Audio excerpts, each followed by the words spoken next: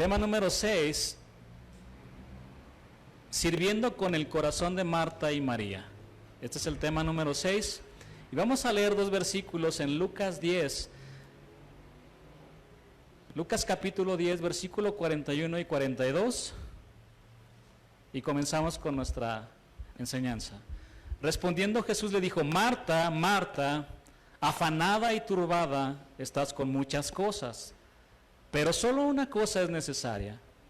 Y María ha escogido la buena parte, la cual no le será quitada. Señor, te damos toda la gloria, toda la honra a ti, Señor.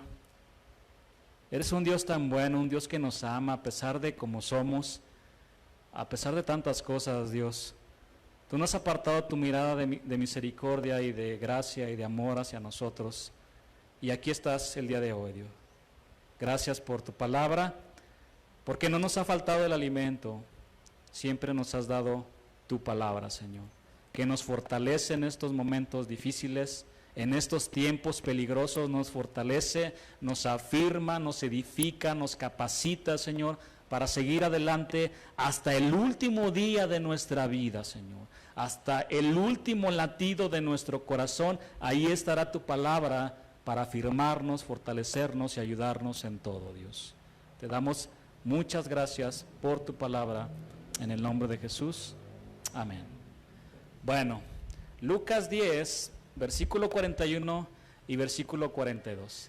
Si no traen una Biblia, les podemos prestar una Biblia para que... vamos a regalarles una Biblia, la que tenemos ahí. ¿Sí? Para estudiar la palabra. Y qué bueno que están con nosotros, nos da mucho gusto, de verdad. Muy bien. Marta y María y Lázaro, estos tres hermanos, compartieron maravillosos momentos al lado del Señor Jesús. El primer momento en que se atravesaron sus vidas fue después de que el Señor le respondiera con la historia del buen samaritano a un intérprete de la ley que le había preguntado: ¿y quién es mi prójimo? El Señor en esa ocasión le dio una gran enseñanza, una enseñanza magistral a este intérprete de la ley acerca del amor al prójimo, que difícilmente en su vida la olvidaría. Esta historia o esta ilustración voy a parafrasearla con otras palabras, lo que el Señor Jesús le dijo a este intérprete de la ley. Resulta que un hombre judío iba camino a Jerusalén y de repente salieron a su encuentro unos ladrones quienes lo robaron a este hombre, le robaron todas sus pertenencias y no solo eso, lo golpearon y lo dejaron medio muerto. Entonces pasó un sacerdote y lo vio y lo ignoró porque tenía que llegar a ministrar al lugar santo. Después de él pasó un levita quien también lo vio y lo ignoró porque tenía que llegar a ministrar a Dios en el templo. Tanto el sacerdote y el levita vieron que el hombre estaba muy mal y no les importó que muriera porque ellos tenían otras prioridades. Pero llegó cerca de él un samaritano. Sí, aquellas personas a quienes ustedes se refieren de una manera muy despectiva llamándoles perros. Ese samaritano, cuando vio a este hombre judío que lo odiaba, fue movido a misericordia e hizo lo que él esperaría que otros hicieran si lo hubieran encontrado a él en las mismas condiciones. Vendó sus heridas con aceite y después lo llevó al mesón y cuidó de él toda la noche, y al siguiente día le dio 2 denarios al mesonero y le dijo: cuídalo y todo lo que gastes de más yo te lo pagaré cuando regrese. Y después el Señor Jesús le lanza estas preguntas a este hombre que dijo: ¿quién es mi prójimo? ¿Quién pues de estos tres te parece que fue el prójimo del que cayó en manos de los ladrones? Él dijo: el que usó de misericordia con él. Jesús le dijo: ve y haz tú lo mismo. Fue después de esto que, yendo de camino Jesús en una aldea, Marta lo recibió en su casa. Este fue el primer punto de encuentro entre Jesús y una hermosa familia conformada por Marta, María y Lázaro, a quienes Jesús amaba. Así lo dice Juan 11:5. Y amaba Jesús a Marta, a su hermana, es decir, a María, y a Lázaro. Ahora es importante mencionar que Jesús no amaba más a María por el hecho de que ella se sentó a sus pies y derramó su perfume en señal de adoración. El Señor los amaba por igual. El Señor no tiene hijos favoritos, como algunos padres. El Señor no. Él los amaba por igual. Y a pesar de que eran muy diferentes, el Señor así los amaba, pero Él trató también de manera muy diferente con ellos. Ese fue el primer momento que vivieron estos hermanos al lado del Señor Jesús, Marta, María y Lázaro. Otro momento que experimentaron al lado del Señor fue uno de los más duros que experimentan las personas, la muerte de un ser querido.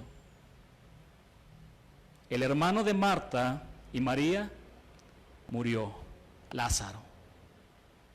Ahí es donde se ve cuando están los amigos cerca de ti, los hermanos abrazando al hermano que ha tenido una pérdida. Ahí se ve. Y ahí estaba el Señor Jesús con ellos. El último capítulo que encontramos en la Biblia entre la vida de estos tres hermanos y el Señor Jesús lo vemos en el libro de Juan. Los amigos de Jesús le prepararon una cena justo antes de que el Señor hiciera la entrada triunfal de Jerusalén, que daría el inicio de una semana marcada por una serie de acontecimientos que trajeron salvación y fe a millares de millares, entre los cuales estamos nosotros. Ahora vamos a ver algunas características de Marta y de María.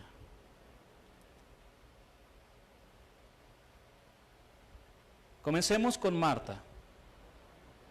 La palabra de Dios dice que recibió a Jesús en su casa, lo cual nos habla de que Marta era una mujer hospedadora.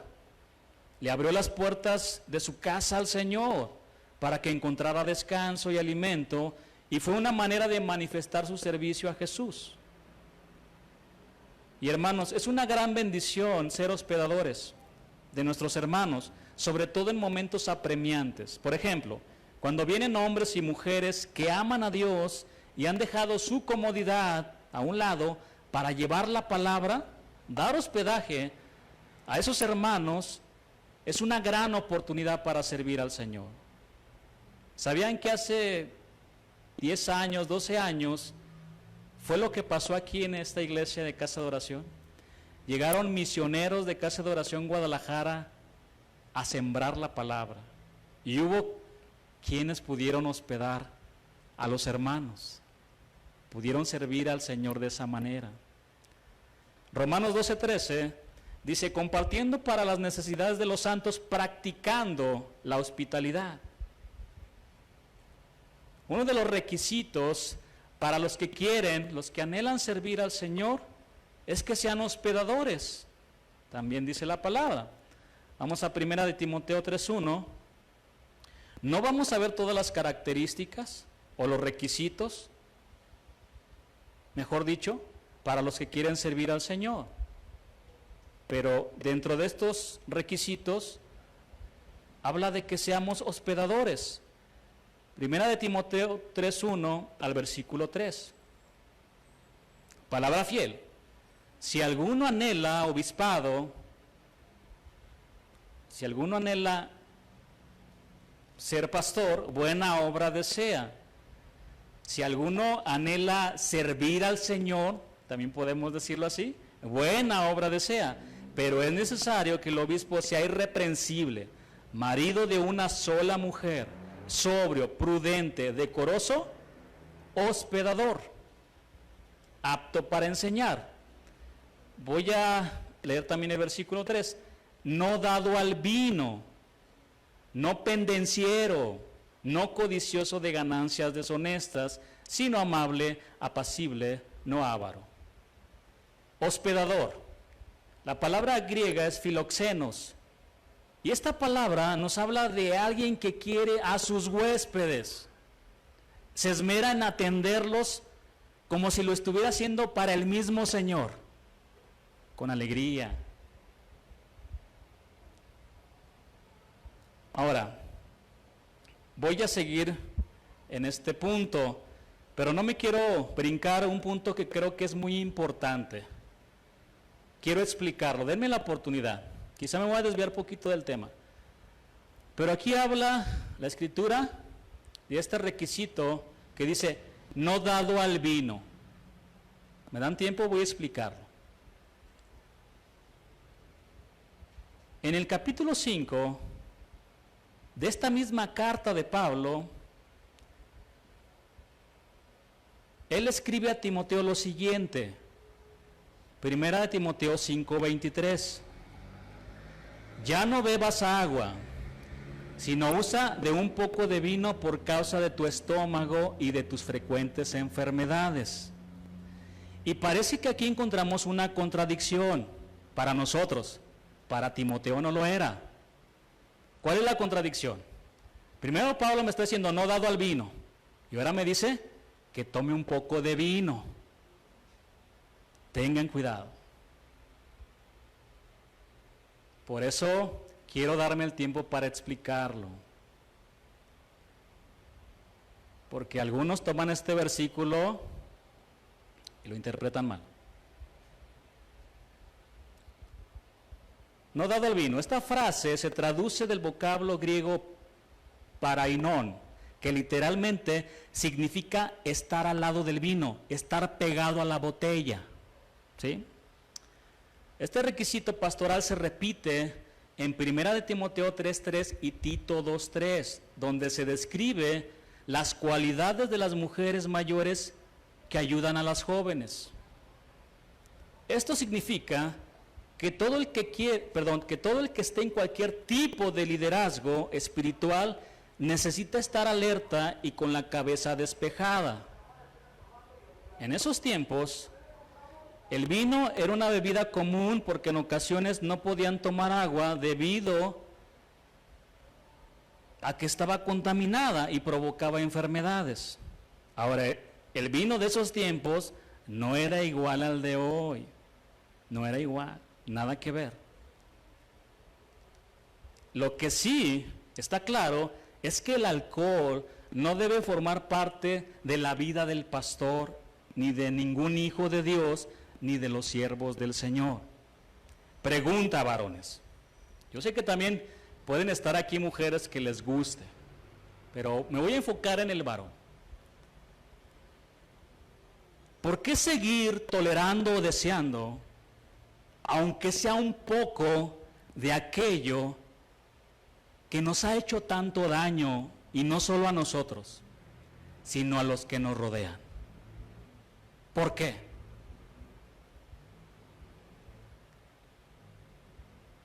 Ni se imaginan el sufrimiento de los hijos cuando ven a su papá alcoholizado, insultando y arrojando golpes por doquier. No se imaginan las marcas que dejan en sus hijos. Las palabras groseras, los golpes.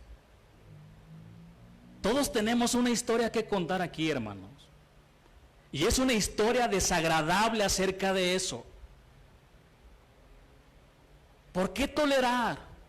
Si de ahí el Señor nos sacó, ¿por qué tolerarlo?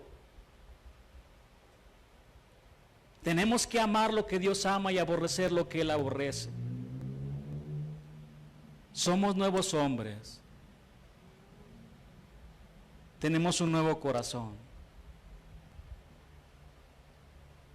Levítico 10:9 instruye a los sacerdotes a abstenerse de las bebidas alcohólicas. Tú y tus hijos contigo no beberéis vino ni sidra cuando entréis en el tabernáculo de reunión, para que no muráis. Estatuto perpetuo será para vuestras generaciones. Y la palabra de Dios dice que ahora somos real sacerdocio. ¿Sabían que somos sacerdotes ahora? Somos sacerdotes. Y uno de los requisitos para entrar en la presencia de Dios es abstenernos de cualquier tipo de bebida alcohólica, de cualquier tipo.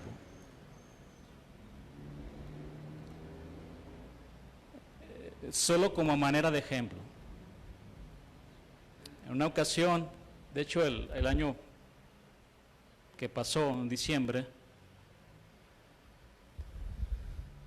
me decían, ¿tú no tomas vino, no tomas cerveza? Digo, no, no tomo. Dice, ¿pero qué crees? Ya salieron unas cervezas Heineken, ya no traen alcohol. Hermanos, ¿ustedes qué pensarían si me ven con una cerveza? ¿Qué pensarían?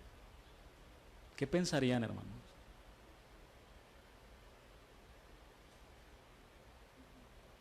Ni eso tomé. Ni eso lo tomé. Somos consagrados para Dios, somos apartados para Dios, somos hombres nazareos que van a decir no. Platicando también con una hermana, decía, ¿qué cree, pastor? Fui con mi familia, pues a una fiesta, estuve con ellos y me dijeron, ahorita tienes que quitarte casi el vestido de muy santita. Vamos a hacer que bailes, que tomes y que hagas de todo. Y ahí estaba su hijo con ella, su hijo. Y me dice, y me tomó de la mano a la fuerza, me llevó a la pista de baile, pastor. Y mi hijo me estaba viendo.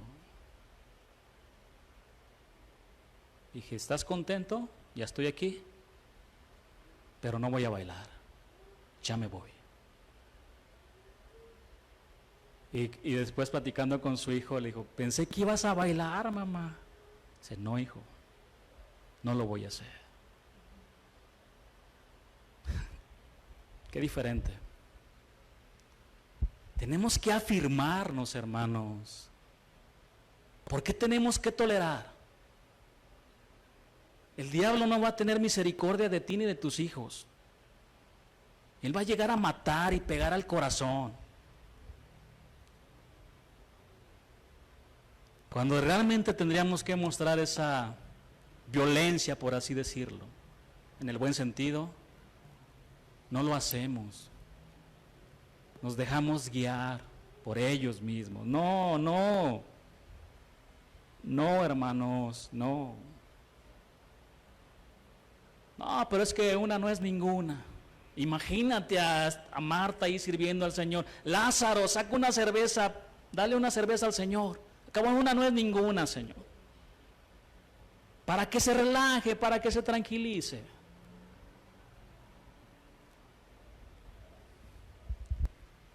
Porque salen por ahí tantas cosas también. Y yo sé que nos van a tachar de legalistas y de radicales. No me interesa, no me importa. Voy a afirmar en la palabra de Dios.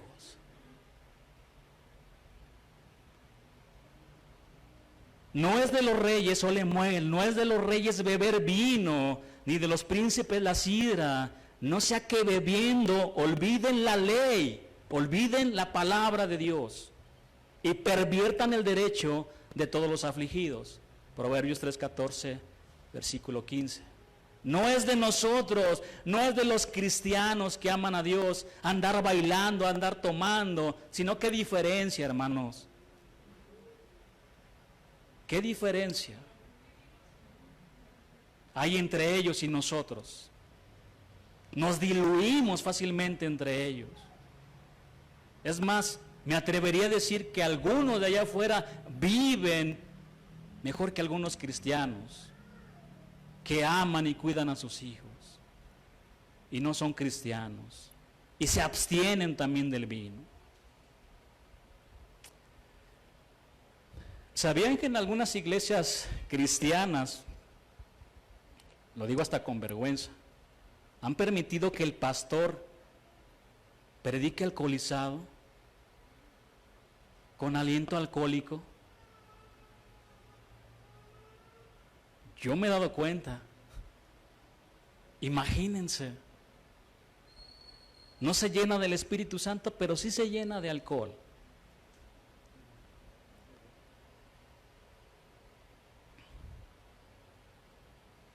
Timoteo entendió muy bien lo que Pablo le dijo: no seas dado al vino.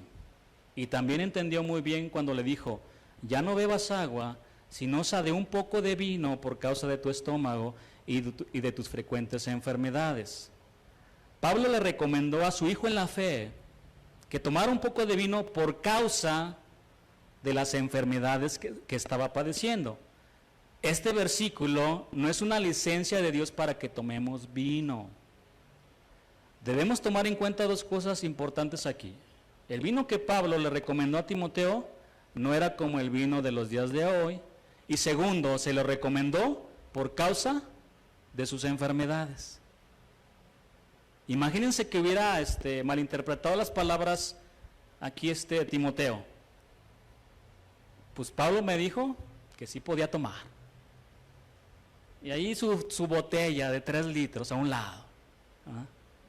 Él lo entendió bien. Dijo un poco, y porque estoy enfermo, porque me va a ayudar. Pero ya algunos, pues ahí dice, y ya tienen ahí sus botellas ahí, preparadas y listas.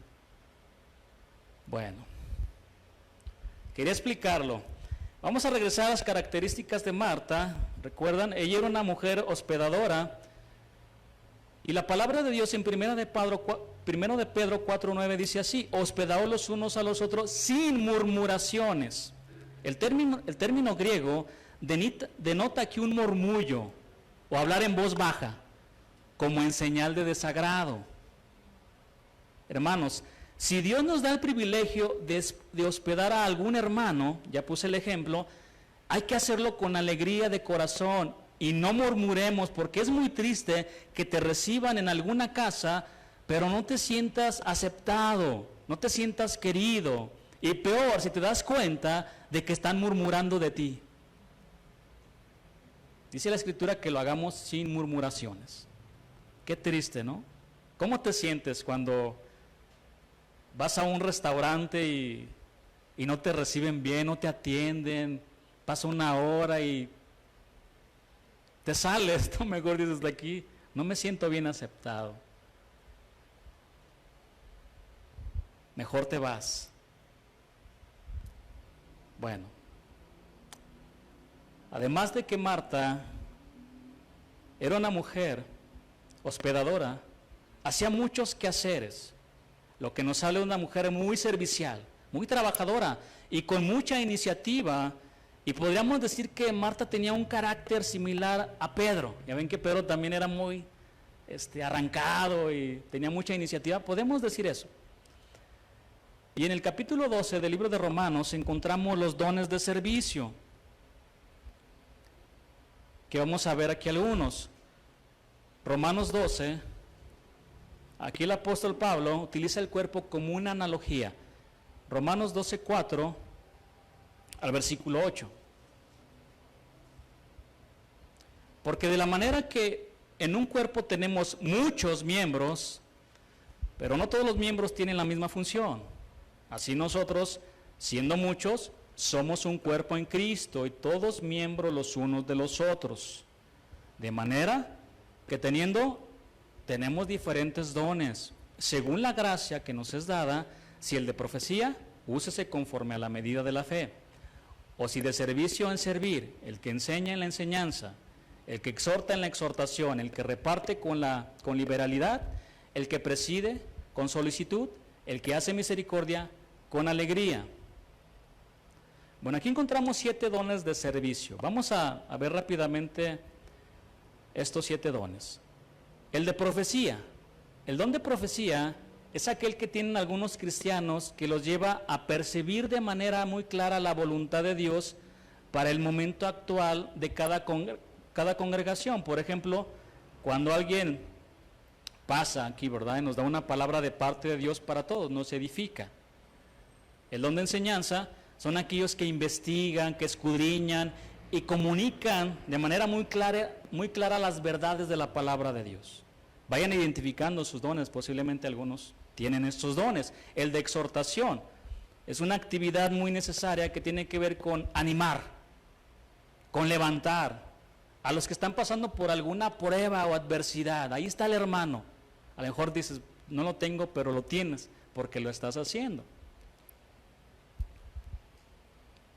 Alguien que tiene este don no piensa en él mismo, no es egoísta, piensa en los demás.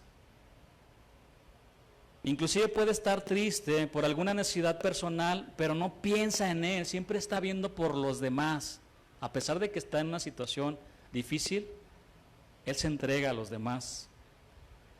El de repartir o dar, habla de recursos económicos. Aquel que tiene este don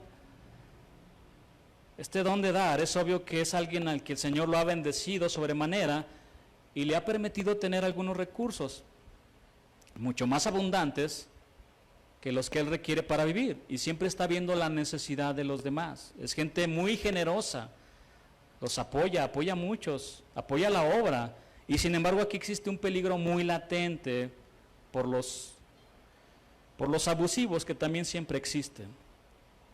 Entonces, cuando alguien tiene este don de dar, de ser generoso, inclusive pues tiene que apoyarse con el pastor, porque el pastor conoce a sus ovejas, ¿sí sabían? Puedo nombrar, casi sin equivocarme, todos los nombres de aquí. Ya lo empiezo a conocerlos, hermanos, ¿sí? Entonces, por ejemplo, si alguien dice, pues quiero, no sé, dar esto a un hermano, ¿verdad? Puede preguntarme, si no, mire hermano, sí tiene necesidad, el Señor lo ha puesto en su corazón, está bien. Porque después hay hermanos que ven y piden prestado y se acercan con aquellos que tienen, y el hermano, pues como tiene ese don de dar, pues suelta rápidamente, sí hermano, tengamos cuidado nada más en ese sentido. El don de presidir o administrar, hay muchos que tienen ese don y hacen las cosas con una gran facilidad, para coordinar, para hacer muchas cosas dentro de la iglesia, para ordenar, mantener el orden. El de misericordia, el que tiene ese don es una persona muy compasiva, son personas que lloran por el dolor hasta de la gente que no conocen.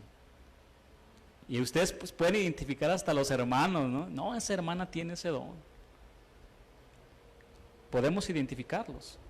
El de servicio es el don que tienen algunos hermanos, que les brota el servicio, que no tienen que motivarlos, tienen iniciativa, y esta iniciativa es espontánea. En su sangre corre ese don que Dios les dio, y siempre hay gente así con un corazón listo para servir en lo que sea, en lo que sea. Ellos tienen este don de servir. Y Marta era una mujer muy servicial y con gran iniciativa. Y esto Jesús no se lo recriminó, solo la dirigió correctamente en su corazón, porque estaba cayendo en el extremo donde algunos cristianos pueden estar, que tienen iniciativa y hacen muchas cosas en la obra del Señor, pero se olvidan del Señor de la obra.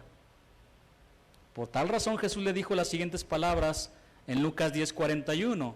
Respondiendo Jesús le dijo: Marta, Marta, afanada y turbada estás con muchas cosas, pero solo una cosa es necesaria, y María ha escogido la buena parte, la cual no le será quitada. Le dijo: Marta, Marta, estás muy afanada y turbada. Esta palabra afanada viene de la palabra griega meribnao, que significa estar ansioso, estar inquieto, estar muy inquieto. Y la palabra turbada, la palabra griega es turbazo, que significa estar preocupado, estar perturbado. Así estaba Marta.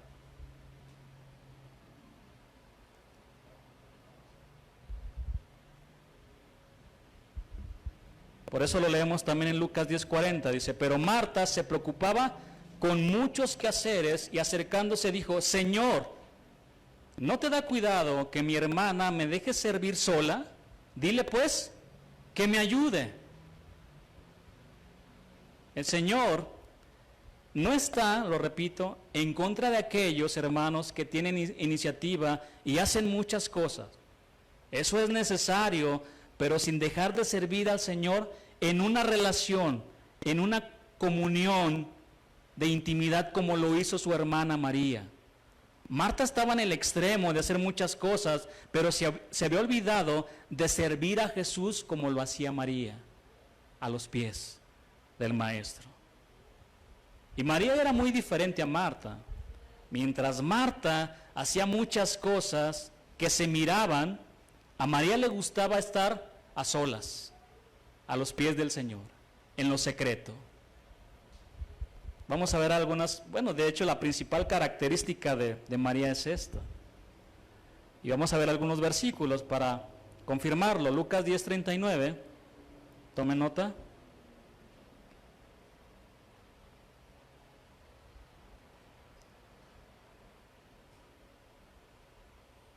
Esta tenía una hermana que se llamaba María, la cual sentándose a los pies de Jesús, oía su palabra. Juan 11:20, tomen nota. Entonces Marta, cuando oyó que Jesús venía, salió a encontrarle, pero María se quedó en casa. Juan 11:32. María, cuando llegó a donde estaba Jesús, al verle se postró a sus pies, diciéndole: Señor, si hubieses estado aquí, no habría muerto mi hermano. Ahora sí, vayan a Juan, capítulo 12, versículo 1.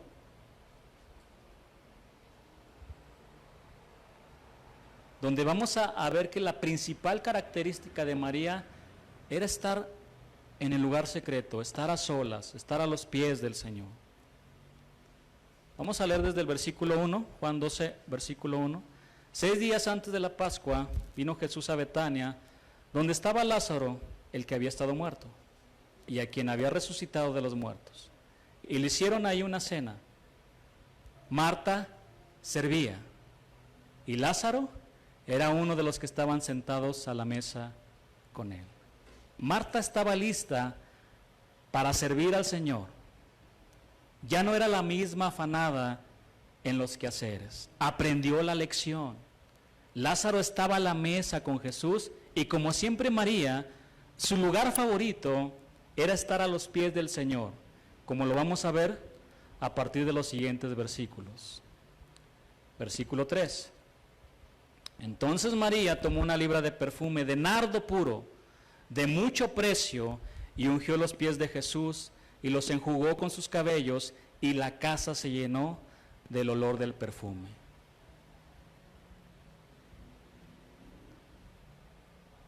Este libro lo escribió Juan. Qué increíble. El apóstol, cuando empezó a escribir este versículo, recordó la fragancia y recordó que toda la casa se llenó del perfume. Qué hermoso recuerdo tuvo. Lo que es la música, o leer algunas cosas, nos recuerdan cosas bonitas o cosas muy desagradables. ¿Sí o no? Te transportan. Ojalá fueran recuerdos bonitos como el del apóstol Juan. Y bueno, si son cosas desagradables, también que puedas oler una cerveza y oler los golpes, las malas palabras y decir: ¿por qué? Cosas desagradables. Se quedó grabado tan profundo en el corazón de Juan que lo escribió con todo lujo de detalle. Y en medio de la cena, María sirvió al Señor de una manera extraordinaria. Era normal lavar los pies de un invitado, pero no lo era hacerlo durante la cena. Sin embargo, no solo hizo eso, sino que lavó sus pies con un perfume de nardo puro, de mucho precio, Judas más adelante dijo, qué gran desperdicio, pudimos venderlo por 300 denarios, lo que correspondía a un año de trabajo. Pero aquí no termina todo. María no lavó los pies del Señor con sus manos únicamente, sino que utilizó su cabello. Esto significa que soltó su cabello, algo que una mujer judía rara vez lo hacía. Lo hizo. Ella no se detuvo a calcular la reacción del público, de lo que van a decir, no. Su corazón estaba con el Señor y una vez más quería estar a sus pies, sirviéndolo en una adoración sublime. En todo esto, María es un ejemplo de servicio y de una profunda adoración a Jesús para cada uno de nosotros. La vida de María fue retratada para nosotros en 3 imágenes memorables, siempre a los pies de Jesús. Ahora, esta María no es la misma, la madre de Jesús en esta tierra, no es la misma. Lucas 10:39, vamos a ver cómo quedó aquí, cómo quedaron aquí grabadas las imágenes de esta mujer en la palabra. María se sentó a los pies de Jesús y oía su palabra, es decir, aprendió la palabra de Dios. Juan 11:32 dice que cayó a los pies de Jesús. Es decir, se rindió y dejó todo en las manos de su Señor. ¿Recuerdan cuando murió Lázaro? Ella no salió como Marta. Marta, desesperada a buscar al maestro, ella se quedó en casa. Y después el maestro la llamó. Llámala. Señor, si hubieras estado aquí, mi hermano no hubiera muerto, ¿verdad? Entre Marta y María empezaron a hablar con el Señor. Y después ya vemos el milagro que el Señor hace. Juan 12:3 dice que María ungió los pies de Jesús. Es decir, adoró a su Señor. La Escritura dice, como lo acabamos de leer, que la casa donde estaban cenando se llenó del olor del perfume. El perfume era de gran precio y olía muy agradable. Pero era de mayor precio la actitud de servicio y adoración de esta mujer que se humilló a los pies de Jesús, y su vida era un perfume más agradable que el perfume de nardo. Sigamos leyendo aquí en Juan 12, versículo 4. Y dijo uno de sus discípulos, Judas Iscariote, hijo de Simón, el que le había de entregar, ¿por qué no fue este perfume vendido por 300 denarios y dado a los pobres? Pero dijo esto no porque se cuidara de los pobres, sino porque era ladrón, y teniendo la bolsa sustraía de lo que se echaba en ella. Judas se indignó mucho por el gran desperdicio de este perfume que se pudo haber vendido por 300 denarios. Pero aquí vemos que el apóstol Juan le quita la careta de un falso y le dice ladrón, porque Judas era un ladrón. A Judas no le importaba ayudar a los pobres. Él ya había robado de las ofrendas que le daban al Señor y sabía que se le estaban escapando unas cuantas monedas en ese momento. Recordemos que por 30 monedas traicionó y entregó al Señor. Un comentarista dijo lo siguiente: Judas vendió su salvación y los fariseos compraron su condenación. Qué terrible. De acuerdo a algunas cronologías, Judas salió al día siguiente e hizo trato con los líderes religiosos de traicionar a Jesús por 30 piezas de plata. La impresión que nos deja es que Judas, viendo que perdió unas cuantas monedas, se apresuró para recuperarlas al traicionar a Jesús. Aquí se me fueron unas cuantas monedas, voy a tratar de recuperarlas. Pero Jesús defendió a María y explicó lo que ella hizo. Versículo 7. Entonces Jesús dijo, déjala, para el día de mi sepultura ha guardado esto, porque a los pobres siempre los tendréis con vosotros, mas a mí no siempre me tendréis. De la misma manera en que sería grosero e irreverente quejarnos en voz alta de los gastos funerales en el servicio de alguien que falleció, aunque se da también. Así fue de irreverente la queja de Judas porque estaba limitando o poniendo un precio al servicio y la adoración de María hacia Jesús mientras él estaba vivo. Así de irreverente fue. Hermanos, Nuestro Señor nunca se molestará porque seamos extremos en servirlo o en amarlo a Él. Nunca, hermanos. Nunca se va a molestar. Y tristemente lo digo, pero hay cristianos que critican a otros cristianos porque se la pasan mucho tiempo en la iglesia, porque oran mucho o porque leen y estudian la Biblia mucho. Les dicen fanáticos. Que me digan fanático. Yo quiero conocerlo a Él más. Claro, tiene que haber una congruencia. Si no nos volveríamos como los fariseos. Pero si hay otros cristianos, ¿para qué vas ahí? ¿Para qué tanta oración? ¿Para qué tanta palabra? Porque Él me amó mucho. Porque Él me perdonó mucho. Y al que se le perdona mucho, mucho ama.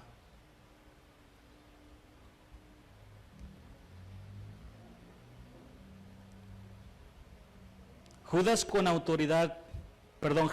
autoridad le dijo a Judas, déjala, para el día de mi sepultura ha guardado esto. María se adelantó para ungir a su Señor antes de que muriera, y el Señor recibió su servicio. Y no solo lo recibió, fue algo muy agradable para Él. El extremo en donde pueden estar algunos cristianos es que en esa intimidad con el Señor, ahí donde están con Él, en el lugar secreto, el Señor ha pronunciado 2 veces su nombre. Los está llamando para que le sirvan. Y no le han hecho caso. Han dejado pasar mucho tiempo. Han escondido, han enterrado sus dones.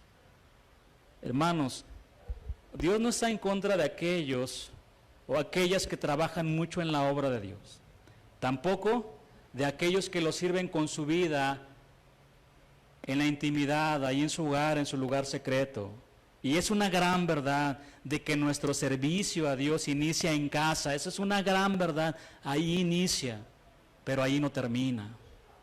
Este servicio se extiende, ¿a dónde? A nuestro trabajo y aquí en la iglesia. No se queda en casa.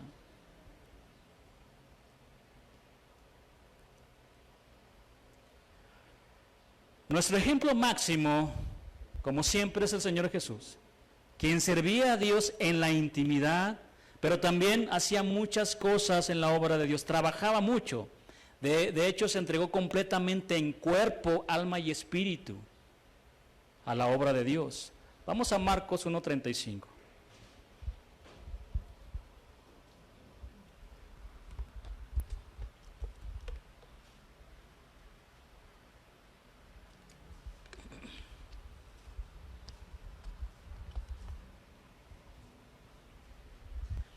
Levantándose a la 1 de la tarde.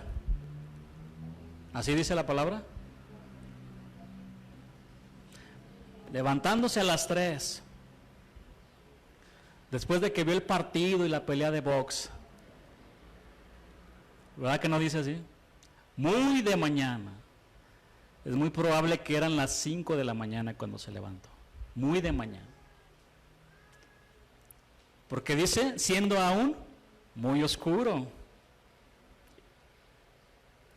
Salió y se fue a un lugar desierto y ahí oraba. En su lugar secreto el Señor. Qué gran lección. Nos va a desarmar, hermanos. A todos. El día anterior, para nuestro Señor Jesús, había sido muy largo y agotador.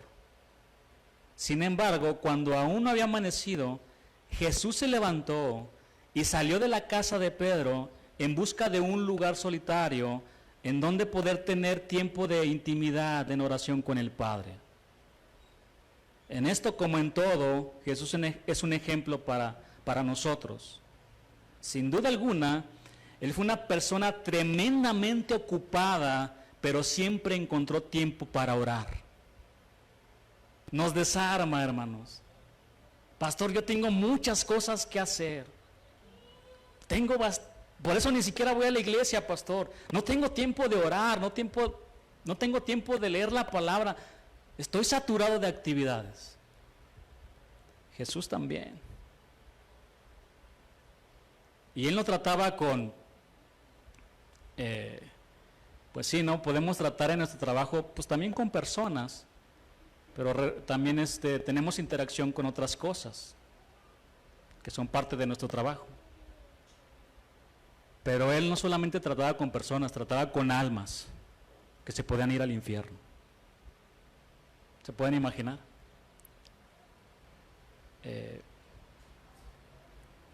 Todos tenemos cosas que hacer, hermanos, todos tenemos cosas que hacer. Y aquí el Señor nos desarma completamente. ¿Qué decir también, por ejemplo, de Daniel, recuerdan? Que estaba a cargo ahí de muchas personas, y aún así 3 veces al día se postraba para orar al Señor. Encontró tiempo para orar. Porque él iba a comenzar un viaje en el que recorrería las aldeas de Galilea predicando el Evangelio. Pero antes de encontrarse con los hombres, primero quería estar con su Padre. Y esta es la razón por la que su ministerio público impactaba los corazones de las personas. Por el tiempo que pasaba en la presencia de Dios. Podríamos decir que era su secreto espiritual. Incluso en esos momentos en que su fama se extendía por todas partes, él nunca se dejó seducir por ello y no dejó de buscar la comunión con su Padre. Alguien ha dicho que quienes están más ocupados en público son los que deben pasar más tiempo a solas con Dios. Como hijo, siempre estaba en el seno del Padre, pero como siervo siempre estaba atento a las necesidades de todos los demás. El Señor como hombre se cansó y Él no tenía un auto para movernos, hermano, ni había camiones. Él caminaba predicando el Evangelio entre la tierra, entre los caminos. Qué gran enseñanza nos deja aquí el Señor.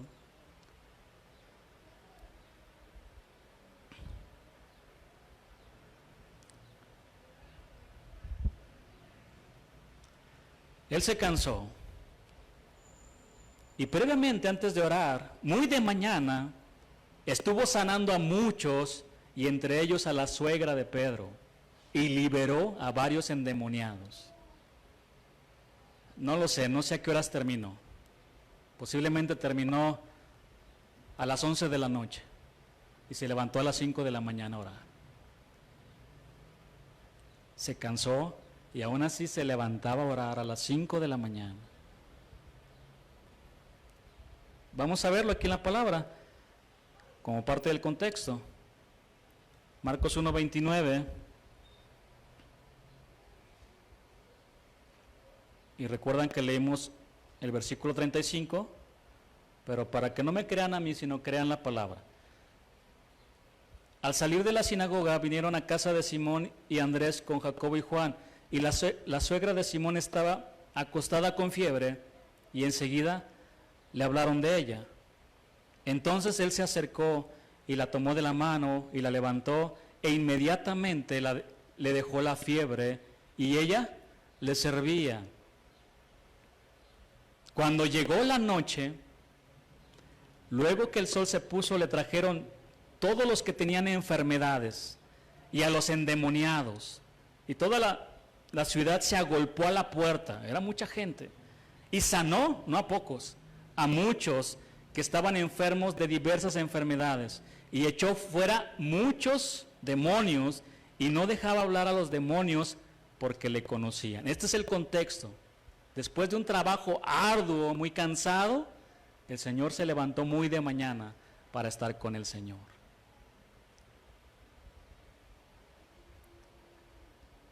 Hermanos, la realidad es que hay mucho trabajo dentro y fuera de la iglesia. Hay mucho trabajo. Por eso el mismo Señor en Lucas 10, versículo 1, dijo lo siguiente: Vamos a Lucas 10, versículo 1 y versículo 2. Voy a leerlo. Después de estas cosas, designó el Señor también a otros 70, a quienes envió de dos en dos delante de él a toda ciudad y lugar a donde él había de ir. El Señor sabía que faltaba poco tiempo para que fuera crucificado y que todavía había muchos pueblos que aún no habían escuchado su mensaje, su palabra, como en la actualidad todavía hay muchos. Y Jesús designó a 70 hombres, no se dice en su nombre, son desconocidos para nosotros, pero conocidos por Dios, para que llevaran su mensaje con la finalidad de que le abrieran el camino, así como Juan el Bautista. Eso fue lo que leímos en el versículo, ¿recuerdan? A quienes envió de dos en dos delante de él a toda ciudad, los envió delante de él, y lugar a donde él había de ir. Versículo 2, y les decía, la mies a la verdad es mucha, mas los obreros pocos, por tanto, rogad al Señor de la mies que envíe obreros a su mies. Aquí está usando el Señor una analogía de un campo maduro de grano. Él consideraba que la multitud de la humanidad era como un campo de cosecha, lista ya para recogerse. Hermanos, ustedes pueden imaginar la angustia, la desesperación de un agricultor cuando ve sus campos con abundante fruto para recoger, pero resulta que no tiene obreros. ¿Se lo pueden imaginar? La lluvia, hubo mucho fruto, pero resulta que no hay obreros, se va a echar a perder. O él desesperado solo trabajando lo que alcance. ¡Qué desesperación! Era una agonía que llenó el corazón de Jesús cuando miró a muchos como ovejas sin pastor, y más porque él sabía que si las personas no se arrepentían de sus pecados, se perderían para siempre, porque él predicó de eso. Él sabía, más que todos. Mas los obreros pocos. Esto no solo se refiere a cantidad o a más trabajadores, sino también que los que participan en la obra de Dios deben de estar bien enfocados en lo que están haciendo, que lo estén haciendo bien, porque imagínense, pocos obreros y todos desenfocados, o haciendo las cosas mal, terrible. Rogad al Señor de la mies que envió obreros a su mies. Y esa debe de ser nuestra oración. Debemos orar para que el Señor envíe obreros. El griego para la palabra enviar tiene aquí un significado muy fuerte. Significa empujar y lanzar hacia adelante con violencia. Yo no voy a hacer lo que un día alguien me contó. Ahí está el pastor y les dijo lo siguiente: de aquí nadie va a salir hasta que sirvan a Dios. Y ustedes me van a decir en qué van a servir. Cierra la puerta, María. Y así como que pobres hermanos, imagínate. Tenían poco en la iglesia y pues nadie va a salir, a ver qué hacen. No, yo no voy a hacer eso. Pero fíjense el significado de esta palabra.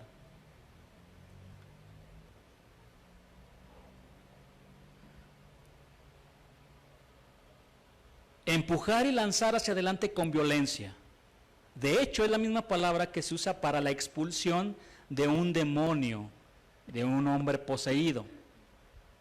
Así como se necesita el poder de Dios para expulsar a un demonio, también se necesita el poder de Dios para enviar un siervo para la obra que Dios le ha encomendado. El poder de Dios. El Señor experimentó en vida el intenso trabajo en la obra de Dios, pero no por eso se olvidó del Señor de la obra.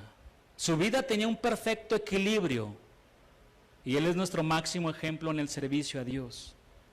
Por increíble que parezca, La Biblia registra 12 versículos con referencia al nombre de Marta y 12 con respecto al nombre de María, hermanas de Lázaro.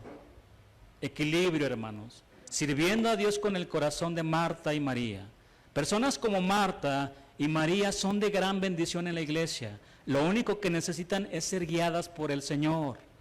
A las personas como Marta, el Señor les dice hoy: yo conozco tus obras y tu arduo trabajo, y has trabajado arduamente por amor de mi nombre, y no has desmayado, pero tengo contra ti que has dejado tu primer amor.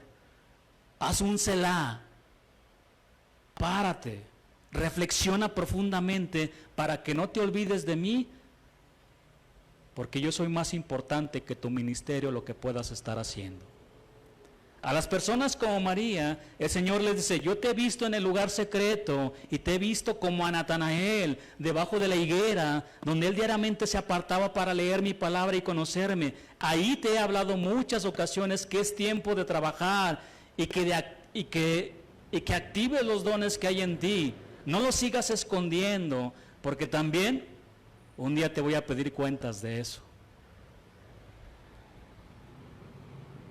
Dios quiere que tengamos el corazón de Marta para tomar la iniciativa y trabajar arduamente en la obra de Dios, sin olvidarnos de Él. Pero también quiere que tengamos el corazón de María para servirlo en lo secreto, con nuestra vida siempre rendida a sus pies, para recibir dirección y poner nuestros dones al servicio del cuerpo de Cristo. Imagínense, ahorita le decía a unos hermanos, a Marta con el corazón de María, bien enfocada. Así era el Señor, entregado completamente a Dios, en oración, y después de eso, ahí el Señor le hablaba: hay que hacer esto, y él se guiaba por Dios, por el Padre, hacía la voluntad, y trabajaba todo el día. Y eso está bien, hermanos, eso está bien. Bueno, le vamos a darle gracias a Dios por la palabra. Pónganse sobre sus pies ya para terminar. ¿Cuántas Marías hay aquí? ¿Cuántas Martas? ¿Cuántos Maríos? ¿Cuántos Martos? Sí hay. Y quise aprovechar para hacerles la invitación. Primero Dios, y comenzar con estas enseñanzas acerca del servicio. Servicio a nuestro Dios. Solo una vida tenemos, solo una vida. A lo más que puede aspirar, a lo máximo, mejor dicho, que puede aspirar el hombre en esta vida, ¿saben cuál es? Servir a Dios. Dios es Dios, hermano. No es servir ni siquiera al rey de España, el presidente. Ellos nada son delante de Dios. Pero imagínate servir a Dios. Tener esa conciencia, servir a Dios. Es lo máximo. Es lo más grande a lo que podemos aspirar en esta vida. Vamos a hacer una oración. Ahí donde tú estás, cierra tus ojos y platica con el Señor y medita en la palabra. Señor, gracias te damos por tu palabra. Gracias, Dios, porque tú has sido bueno. Señor, gracias te doy por cada uno de mis hermanos, por cada varón. Es probable que tú estés llamándolo a servir, que estés pronunciando sus nombres, así como lo hiciste con Moisés. Moisés, Moisés. Samuel, Samuel. Así lo estés haciendo, Señor. Pero con ese entendimiento de cuando vamos a hacerlo, Señor, nos vamos a encontrar con ese Dios que es justo, santo, maravilloso, admirable, grande y todopoderoso, sabiendo que que tú eres Dios y que nosotros somos polvo, que no merecemos nada, y que tú mereces toda la gloria, toda la honra y la alabanza, Señor. Dios, gracias, porque yo sé que tú estás hablando al corazón, que tu palabra está penetrando como una espada de dos filos a nuestras vidas, para hacer cambios para bien, porque tú no quieres mal, Señor, para ninguno. Tú no quieres que nadie se pierda, sino que todos procedan al arrepentimiento y se entreguen a ti, Señor. Tú no quieres el mal para el impío. A ti te duele cuando las personas se van al infierno, porque también nos amas, Dios. Pero tú no envías a nadie al infierno, la gente se va sola al infierno, porque no quiere, Señor, seguirte y no quiere seguir tus caminos. Gracias te doy, Señor, por tu palabra. Pon ese corazón como el de Marta en nosotros para tener la iniciativa, Señor, y de trabajar arduamente, pero nunca olvidarnos de servirte en lo secreto, de estar contigo, donde vamos a recibir dirección, Señor, de tu Espíritu Santo, de tu palabra, Dios. Y por el otro lado, Señor, de no olvidarnos, Señor, de que hay mucho trabajo, de que es tiempo de salir de ese lugar secreto y poner en acción esos dones que tú nos has dado, Señor. Te damos la gloria, te damos la honra y toda la alabanza a ti, en el nombre de Jesús. Amén.